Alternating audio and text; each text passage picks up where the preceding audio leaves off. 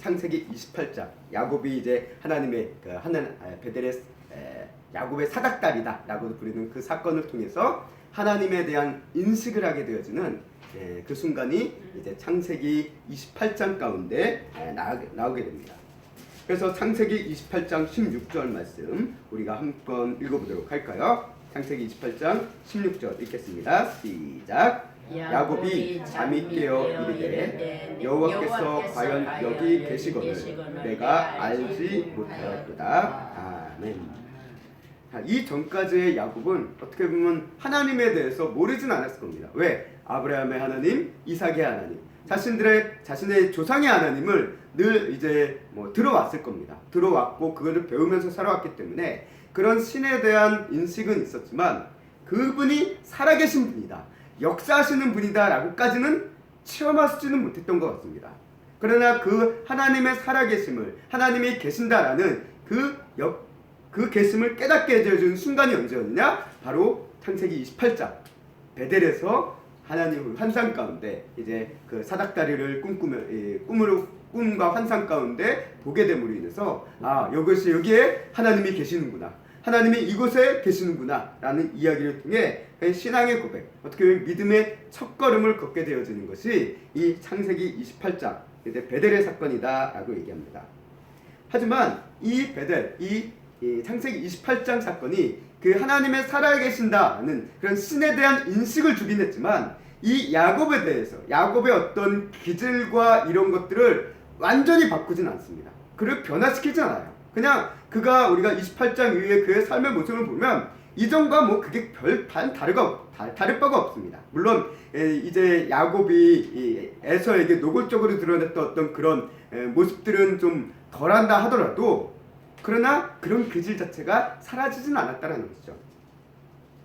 하지만 이 창세기 32장은 매우 중요한 사건입니다. 왜? 야곱의 이 약복간 사건, 약복간 나루의 사건이라고 하는 이 순간은 뭘 경험하게 되느냐? 야곱이 살아계신 하나님과 인격적인 만남을 경험하는 것이 바로 이 창세기 32장의 말씀이다라는 거예요. 28장은 그저 환상 가운데, 어떤 초월적인 기적 가운데, 어떤 신비로운 일을 경험했다라고 한다면 이 32장은 뭐냐? 살아계신 하나님을 직접 대면한 겁니다. 그분을 직접 만난 겁니다. 인격적으로 그분을 경험한 겁니다. 28장에서는 야곱과 하나님은 어떤 대화가 있지는 않았습니다. 그냥 천사가 왔다 갔다 내려오는 어떤 신비로운 장면만 보고 어떤 하나님의 어떤 보좌 같은 것만 희미하게 보이는 그런 정도로만 있지 그분과 자신이 어떤 대화를 나누고 했던 그런 모습은 없어요. 그러나 이 32장은 뭐냐? 여기가 이제 야곱과 씨름하던 존재, 이게 뭐냐라고 얘기했을 때 우리는 흔히 이제 천사라고 얘기합니다. 근데 천사는 어떻게 보면 하나님의 사자잖아요. 하나님의 사자고 하나님의 메신저다라고 얘기할 수 있기 때문에 그 천사를 어떻게 보면 하나님과 동일한 관점으로 또 이제 사람들은 인식을 합니다. 그러다 보니까 이 천사를 통해서 또 이 사자에 대해 이 하나님, 이 야곱과 만난 이 존재가 사자냐 천사냐 아니면 다른 어떤 신학적인 이해가 있을 수 있지만 우리는 모릅니다. 그러나 이것을 통해서 야곱은 뭘 경험하냐? 살아계신 하나님과의 실제적인 대화가 이루어진다는 것을 우리는 말씀을 통해서 보게 됩니다. 그 하나님과 인격적인 만남을 통해서 어떤 일이 일어납니까? 그의 삶 자체가 새롭게 변화된다는 거예요. 하나님께서 그의 삶을 새롭게 변화시켜 줬다는 거예요. 그래서 그의 이름을 야곱에서 이스라엘로 바꿔주는 사건이 이 32장의 사건이에요. 이 이름을 바꿔주는 사건은 앞에 한 번 있었죠. 누가 있었습니까? 아브라함, 사라. 그러니까 할머니, 할아버지에게 있었던 축복이었습니다. 근데 그 아버지 이삭에게는 그런 일이 없어요. 아버지의 이름은 바꿔주시지 않습니다. 그러나 또다시 이 야곱에게 마치 할아버지, 할머니와 같이 주시는 그 이름을 변화시켜 주시는 그 축복을 오늘 우리에게 주시는 것이 이 약복강 나루에서의 어떤 사건이다라고 우리가 보게 됩니다. 자, 우리가 여튼 이런 상황의 흐름 속에서 우리가 다시 오늘 이 말씀을 묵상해 보려고 하는데요. 우리가 우여곡절 가운데 밧단 아람에서 이제 외삼촌의 집을 나온 야곱이는 고향 땅인 가나안 땅으로 향하게 되죠. 고향으로 돌아가는 겁니다. 하지만 고향으로 가는 이 야곱을 기다리고 있었던 건 무엇이냐? 이 야곱과 야곱의 며느리 그리고 손주들을 환영하기 위해서 기다리는 부모님의 환영이 아니었습니다. 누가 기다리고 있습니까? 칼을 갈고 있던 에서가 그를 기다리고 있었다는 거예요. 그래서 젊은 시절 야곱을 죽이고 했던 그 형이 오랜 시간이 흘렀음에도 불구하고 여전히 그 분을 풀지 않고 그 분노를 가지고 칼을 갈며 기다리고 있다가 야곱이 돌아온다라는 소리를 듣자 400명의 사람을 끌고 야곱을 마주하러 나가는 것이 지금 이 상황이다라는 것이죠. 그렇다고 이 야곱은 이 소식을 듣고 바단 아람으로 돌아갈 수도 없습니다. 왜 못 돌아갈까요? 왜냐하면 떠난 지 얼마 안 됐으니까 다시 외삼촌의 집에 가면 민망하고 씁쓸하니까 체면 상하니까 이런 수준이 아니에요. 왜 못 돌아갔냐? 그거는 외삼촌과 맺었던 맹약 때문에 그래요. 바로 얼마 전, 바로 며칠 전 이 외삼촌과 어떤 일이 있었습니까? 창세기 31장 51절 말씀을 보면 이와 같이 이야기합니다. 우리 함께 읽겠습니다. 시작. 이 무더기가 증거가 되고 이 기둥이 증거가 되나니 내가 이 무더기를 넘어 내게로 가서 해하지 않을 것이요 내가 이 무더기 이 기둥을 넘어 내게로 와서 해하지 아니할 것이라. 아멘. 이게 이 외삼촌 라반이 야곱 막 쫓아오잖아요. 쫓아오는 이유가 뭡니까? 이제 라헬이 이 라반의 그 드라빔이죠. 어떤 가족 신상 이것들을 훔쳐가니까 또 이것이 어떤 장자권처럼 어떤 유언적인 어떤 권리를 요구할 수 있는 그런 증표이기도 하다라고 얘기합니다. 그래서 이것을 가져가니까 이 라반이 이것을 어떻든 되찾기 위해서 막 온 거예요. 막 왔는데 막 이리 지지고 저리 지지고 했지만 이 라헬이 꼼수를 부려가지고 결국 찾지 못하게 되어지는 그런 상황 가운데 이제 야곱과 라반이 막 좀 갈등을 일으키잖아요. 우리가 뭘 잘못했다고 이렇게까지 쫓아오십니까? 막 이렇게 투정 부리기도 하는 그런 상황 가운데 이제 이 야곱과 라헬이 이 모든 상황을 정리하고 이제 맹약을 맺죠. 어떤 맹약입니까? 그게 오늘 31장 52절 말씀이에요. 하나의 무더기를 세웁니다. 어떤 이 나무 돌덩이들을 쌓아요. 그리고 얘기하는 거예요. 야, 이제 앞으로는 네가 너나 나나 여기 넘지 말자라고 얘기해요. 여기 넘지 말자. 여기는 네가 와서 해야 하고 내가 와서 해야 하고 이렇게 얘기하지만 한마디로 얘기하면 여기 선 그어놨으니까 여기 넘어오지 마라는 거예요. 여기 넘어오지 마. 그래서 이제 야곱과 라반 사이에는 일종의 심리적인 이렇게 국경선이 지어진 겁니다. 그렇기 때문에 이 야곱은 다시 돌아갈 수가 없는 거예요. 라반에게로 그렇다고 돌아갈 수가 없는 겁니다. 그렇기 때문에 이 외삼촌과의 맹약 때문에도 바단 아람으로 갈 수도 없고요. 한편으로 형 에서 때문에도 고향으로 나아갈 수가 없는 그야말로 어떤 상황이니까 진퇴양난의 상황이라는 거예요. 상황적으로는 앞뒤 다 막힌 거예요. 상황적으로 심리적으로 앞뒤 다 막히고 그야말로 막다른 골목에 몰려가지고 어찌할 바를 모르는 이런 상황 가운데 놓인 것이 이 32장의 야곱의 상황이다라고 우리는 이해하시면 될 것 같습니다. 이런 상황 가운데 이 야곱이 이 위기를 해결하기 위해서 나름대로 머리를 굴려요. 왜? 이 야곱이 머리는 잘 쓰잖아요. 나름대로 꼼수는 잘 부리잖아요. 그래서 머리를 굴립니다. 어떻게 생각하는 거, 어떻게 해결 방안을 생각해 보는 거야. 이건 야곱뿐만 아니라 어려움을 만나면 우리 사람들은 누구든지 이 어려움을 해결하기 위해서 뭔가 방법을 찾잖아요. 그 방법 중에 찾은 방법이 뭐냐? 32장 7절과 8절 말씀입니다. 함께 읽겠습니다. 시작. 야곱이 심히 두렵고 답답하여 자기와 함께한 동행자와 양과 소와 낙타를 두 떼로 나누고 이르되 에서가 와서 한 떼를 치면 남은 한 떼는 피하리라 하고. 이 야곱이 낸 첫 번째 방법이 뭐냐? 떼를 둘로 나누는 거예요. 그리고 에서 형이 와서 한 떼를 막 이렇게 분노하면서 칠 때 남은 무리는 그걸 상황을 보고 도망치자라는 그런 계획을 세우는 거죠. 한마디로 미끼를 두는 거예요. 미끼를 두고 미끼를 희생시켜서 자신들과 가족들은 어쨌든 살겠다라는 어떤 그런 방법을 떠올립니다. 근데 문제는 뭡니까? 이런 방법을 떠올려 놓고도 문제는 야곱 불안한 거예요. 불안한 겁니다. 우리가 사람이 그런 것 같아요. 불안하고 두려운 상황 속에 있을 때는 나름대로 아무리 좋은 방법을 생각하고 그것을 내놔도 그게 정말 좋은지를 잘 확신할 수 없기 때문에 늘 계속 불안한 거예요. 늘 두려운 거예요. 그래서 거기에서 헤어나오지 못하니까 더 힘듭니다. 우리도 그렇잖아요. 어떤 일이 있을 때 나름대로 해결책을 하나 생각해봐요.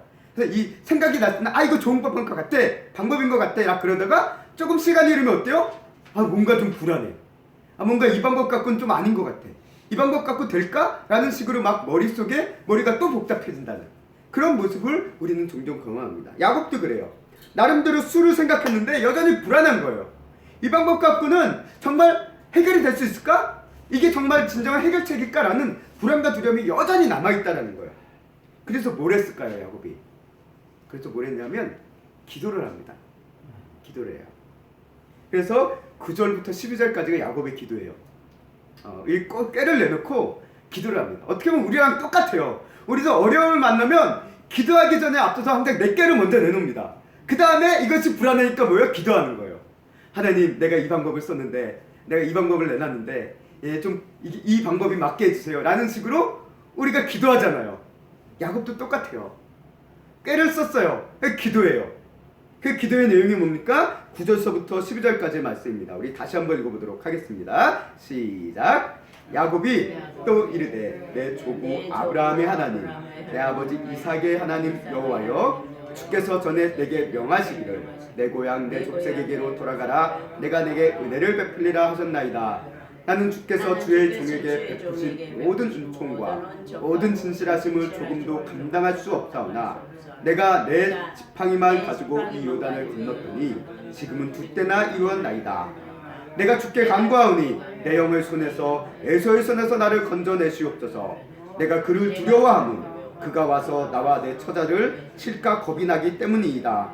주께서 말씀하시기를 내가 반드시 내게 은혜를 베풀어 내 씨로 바다에 셀 수 없는 모래와 같이 많게 하리라 하셨나이다. 아멘. 야곱의 기도예요. 야곱의 기도입니다. 기도의 내용들이 막 정리해 보면 앞에 11절, 9절, 10절 까지는 막 하나님의 은혜를 막 얘기합니다. 하나님이 이랬고 하나님께서 나에게 은혜를 베풀어 주시고 내가 막 이렇게 풍성하게 왔고 두 때나 이렇습니다. 막 이렇게 얘기하는데 실제 이제 야곱이 하고 싶은 얘기는 11절, 12절이죠. 하나님 그런 상황 가운데 여기 하나님 가려고 해서 고향 땅에 왔는데 이게 뭡니까?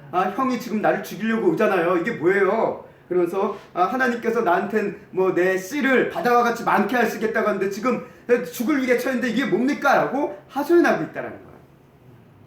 하나님의 말씀하신 상황대로 왔는데 왜 이렇게 힘든 상황에 처하게 합니까?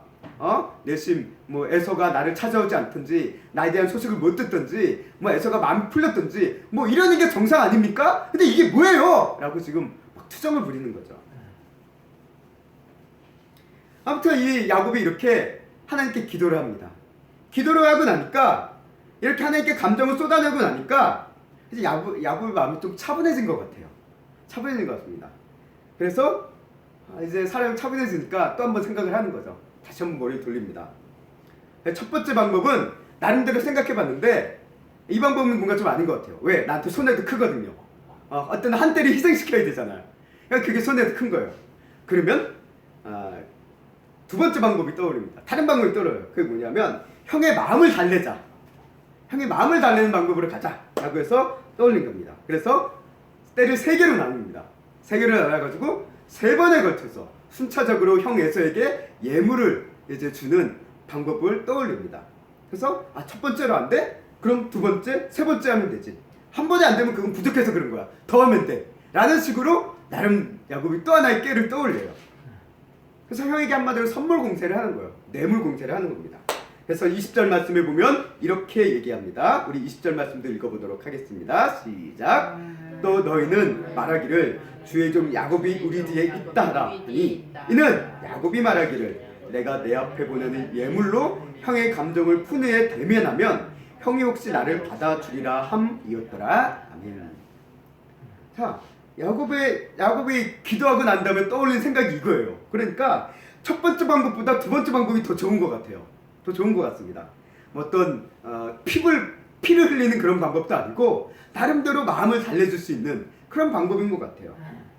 그리고 또 이런 심정이 있잖아. 하나님께 기도하고 났더니 이 생각이 떠올랐어 라고 하면 우리는 어떤 겁니까? 이거 하나님이 주신 좋은 방법이다. 그럼 우리 그렇게 느끼잖아요. 야곱도 그런 것 같아요. 그러니까 하나님의 응답인 것 같아. 하나님께서 이런 좋은 방법을 떠올려 주셨어. 그래서 그 방법을 실행을 합니다. 첫 번째 방법은 실행 안 했어요. 첫 번째는 그렇게 준비만 해뒀어요. 그런데 불안한 거예요. 그래서 하나님께 기도했어요. 기도하니까 두 번째 방법이 떠올랐어요. 아, 이게 좋은 것 같아. 기도하니까 떠오른 방법이니까 하나님의 응답 같아. 그러니까 실행을 합니다. 실행을 해요. 보내요. 셋대로 보냅니다. 자, 우리 여기까지의 야곱의 반응은 어떻게 보면 우리가 보여주는 모습과 똑같아요. 문제 앞에 있을 때 내 깨를 생각했다가 기도해가지고 떠올리는 하나님의 뭔가 생각이 있으면 이거 하나님이 주신 생각이야 라고, 이게 기도 응답이야, 이대로 실천하자 라고 딱 기도를 그대로 해요. 근데 뭡니까? 문제는 그것이 진짜 하나님께서 나에게 그렇게 주신 응답으로 주신 생각일 수도 있지만, 문제는 뭐냐면 내 생각일 수도 있다는 거예요. 이게 참 어려운 문제인 것 같아요. 내가 기도해서 떠올린 그 생각이 곧바로 하나님이 주신 생각이랑 확신이 있으면 괜찮은데, 대체로 어떻습니까? 기도한 직후에는 이게 하나님이 주신 생각 같아요. 그런데 시간이 흐르면서 이게 하나님이 주신 생각이 맞나라는 또 이런 의구심이 또 우리에게 떠오른다라는 거예요. 그러니까 이렇게 기도하다가 떠오른 이 생각이 진짜 하나님께서 주신 생각이냐 아니면 내 생각이냐를 구분하는 가장 중요한 구분점이 하나가 있습니다. 여러 가지 사는 사람들의 조언도 듣고 그런 사람들의 조언이 일치한다거나 성경의 말씀이 어떤 근거가 있거나 여러 가지 기준이 있어요. 그러나 오늘 성경 이 창세기의 말씀의 상황을 통해서 발견할 수 있는 기준은 뭐냐면요, 이 야곱의 모습을 통해서 보게 되어지는데 32장 21절과 23절 말씀을 우리가 잠깐 보도록 하겠습니다.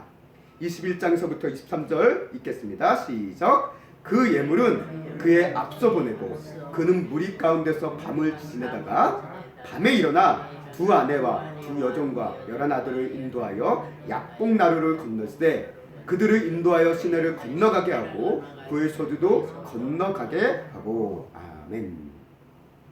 자, 오늘 말씀을 보다 보니까 뭘 보게 되냐면, 야곱이 이렇게 다 해놓고 갑자기 밤에 일어나요. 밤에 벌떡 일어납니다. 벌떡 일어나서 뭐합니까? 가족들 다 깨워요. 다 깨우고 강 건너가 라고 얘기해요. 강도 건너가자 라고 합니다. 그래서 이제 양떼도 있고 다 건너가요. 그리고 자신만 다시 강으로 돌아와요. 왜 야곱이 밤에 왜 일어났을까요? 불안해서 그랬습니다. 두려워서 그런 거예요. 하나님이 주신 방법이라고 생각하고 보내놨는데 그게 그럼에도 불구하고 여전히 불안한 거예요. 두려워요. 자신의 판단이 맞는지 알 수 없어 혼란스럽습니다. 그래서 잠을 못 깨고 일어나는 거예요. 우리도 이런 경우 있잖아요. 하나님께서 주신 생각이다, 응답이다 라고 해서 그 방법을 가지고 행하고자 라고 마음을 먹었는데 갑자기 밤에 잠이 못 드는 거예요. 잠이 안 오는 거예요. 그래서 막 서성서성거리는 그런 모습이 오늘 야곱의 모습과 똑같이 비춰진다는 거예요. 오늘 이런 야곱의 모습을 통해서 우리가 뭘 보게 되냐면, 하나님께서 우리에게 주신 정말 응답으로 주신 하나님의 생각과 내 생각을 가장 구분하는 가장 큰 차이는 뭐냐면, 그 생각으로 인해서 내 안에 하나님의 평강이 있느냐예요. 평안이 있느냐예요. 왜? 우리가 로마서 말씀을 보면 얘기합니다. 육신의 생각은 사망이지만 영의 생각은 생명과 평안이라 라고 얘기하고 있어요. 하나님의 생각은 반드시 우리에게 평강을 준다는 거예요. 그런데 그래서 예수님께서도 제자들에게, 성도들에게 얘기하잖아요. 내가 너희에게 평안을 주고 평안을 누리게 하시겠다라고 약속하셨습니다. 그래서 하나님의 뜻은 반드시 그게 하나님의 뜻이라고 한다면 그게 우리 안에 평안으로 온다라는 거예요. 근데 야곱이 이 평안하지 않았던 이 모습을 보면 결국 이 선택이 뭐였냐? 자신의 생각이었다라는 거예요. 하나님의 뜻이 아니었다라는 거예요. 하나님의 뜻은 세 딸을 나눠서 뇌물을 줘서 사람의 마음을 푸는 것이 하나님의 뜻이 아니었다라는 거예요. 인간적으로 봤을 때, 세간적으로 봤을 때는 이 방법이 효과가 있을 수는 있어요. 왜? 많은 돈을 주는데 마음 안 풀리겠습니까? 누가 첫 번째 주고 두 번째 주고 세 번째 주고 처음에는 1,000만 원 줬다가 100만 원 줬다가 1,000만 원 줬다가 1억 준다 그러면 그다음 꽁한 마음도 그래도 스르르르 풀리는 게 사람 마음이잖아요. 그래서 뇌물이, 잠언서에도 보면 뇌물이 힘이 있다라고 얘기해요. 그래서 뇌물이 힘이 있다고 그래요. 그래서 그렇기 때문에 이게 인간의 관점에서는 그다지 틀린 게 아니에요. 효과적일 수 있어요. 그러나 왜 하나님의 방법은 아니었다라는 거죠. 하나님의 생각은 아니었다라는 거예요. 그래서 야곱은 잠을 못 든 거예요. 기도하고 떠오른 생각이 하나님의 생각이었다고 생각했는데 그가 여전히 불안했던 모습을 보면 아 이게 인간의 생각에 불과하구나라는 것을 우리는 보게 됩니다. 결국 이렇게 불안했던 이 야곱이 결국 그 불안과 두려움에 짓눌려가지고 견딜 수가 없어서 가족들도 다 보내놓고 홀로 이제 하나님 앞에 서는 거예요. 밤 늦은 시간에 약복강 나루에서. 이것이 그리고 그 과정이 그 이야기가 이제 우리가 잘 알고 있는 약복강 나루터의 기도라고 이제 우리가 알려지는 이 사건이 바로 오늘 장면입니다. 이곳에서 야곱이 하나님과의 진짜 인격적인 만남이 이루어지는 거예요. 막 씨름을 했다라고 해요. 여기 갑자기 왜 사람이 뜬금없이 이 사람이 왜 등장했는지 우리는 몰라요. 홀로 있었는데 갑자기 누군가 상대방이 있어요. 그리고 그 사람이 씨름했대요. 이게 웬 뜬금없는 소리지? 라고 얘기했는데 우리가 어떤 신앙적인 관점으로 봤을 때 결국 이것은 무엇이냐? 하나님과의 영적인 교제 가운데 어떤 관계 속에서 씨름하고 있다는 거예요. 하나님한테 얘기하고 묻고 울고 불고 하는 그런 모습을 씨름으로 우리에게 표현했다라고도 우리가 이해해 볼 수 있습니다. 물론 이 야곱이 만난 이 존재가 어떤 천사로서 어떤 이 땅에 하나님께서 보신 어떤 메신저로서 어떤 육신을 가진 어떤 존재, 뭐 초월적인 어떤 존재일 수 있습니다. 뭐 그래서 이게 여기 온 이때 나타난 이 이름 없는 이 존재가 어떻게 보면 구약에 나타난 예수 그리스도일 수도 있다라고도 뭐 신학자들은 그렇게 또 해석하는 경우도 있어요.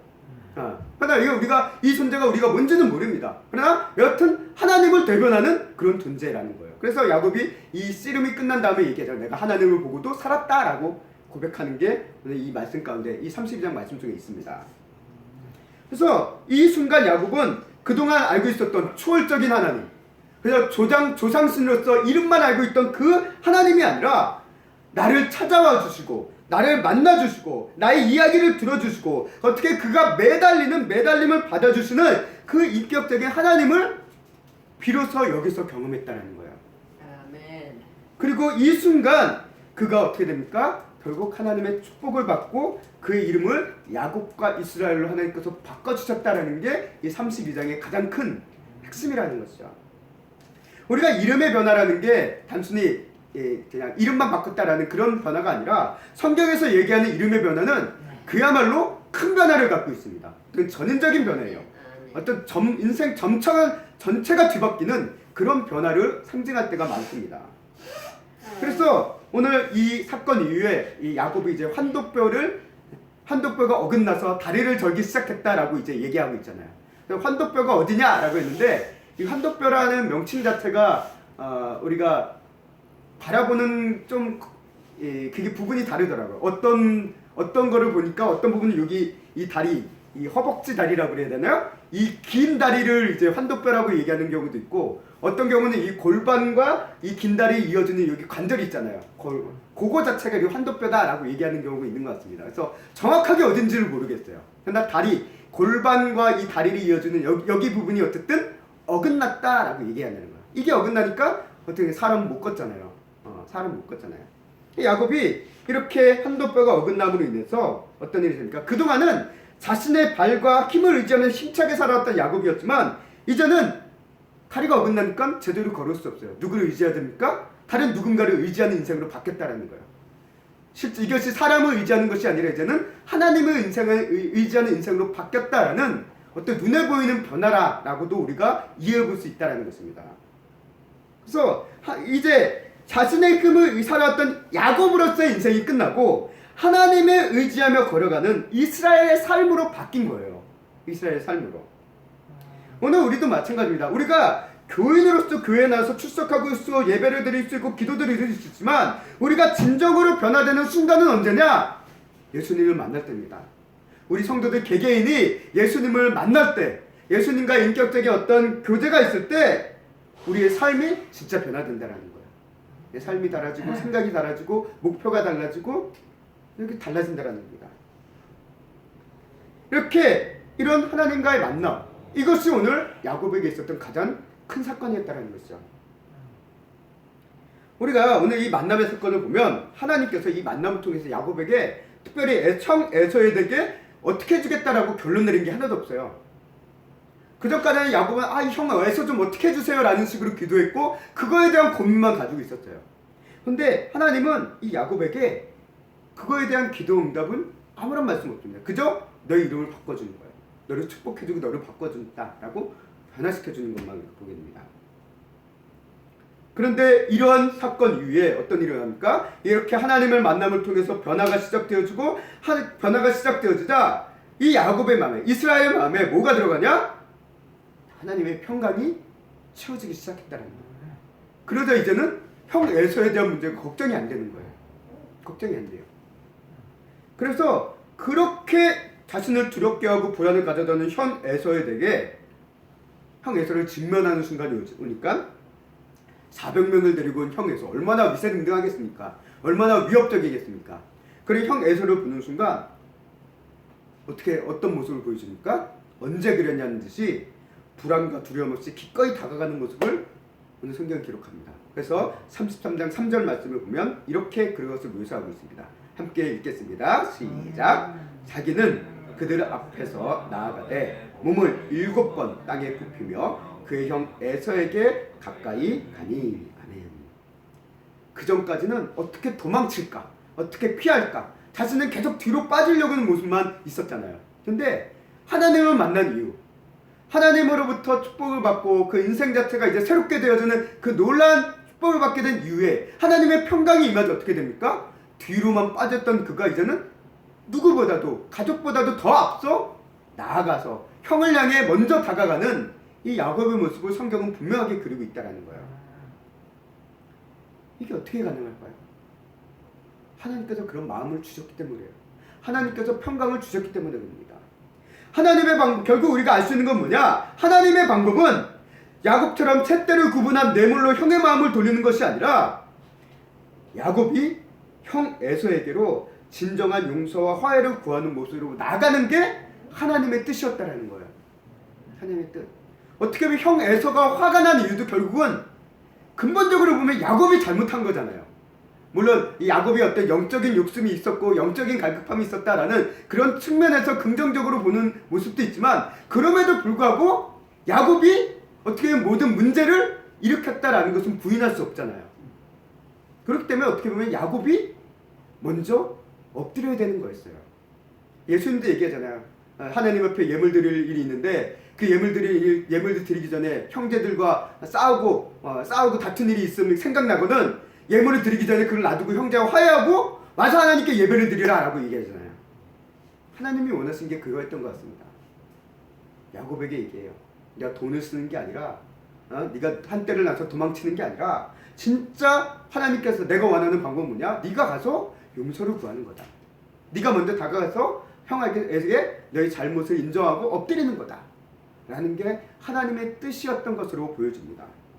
그래서 이에서는 야곱은 형 에서를 향해 먼저 나아가고 그에게 몸을 7번을 절한다라고 얘기해요.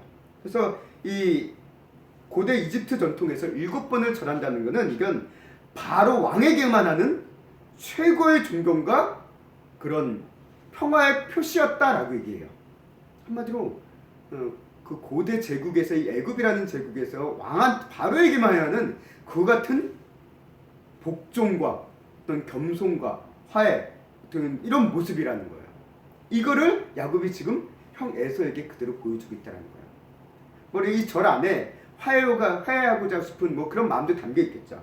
그러나 여튼 이 모든 과정 통해 어떻게 보면 이전까지의 야곱은 어떻습니까? 야곱은 어떤 마음을 가지고 있었습니까? 야곱이 형 에서의 축복을 받은 것도 본인이 형에게 절하고 싶지는 않았어요. 본인이 형으로부터 절을 받고 싶었지. 그렇기 때문에 그것 때문에 형 에서와 야곱이 끊임없이 갈등했잖아요. 근데 하나님을 만나고 하나님으로부터 변화되자 어떤 일이 일어납니까? 내가 형 앞에 왕이 되는 것이 아니라 내가 이제 잘못을 인정하고 내가 회개하고 엎드리는 그런 모습으로 바뀌었다는 것입니다.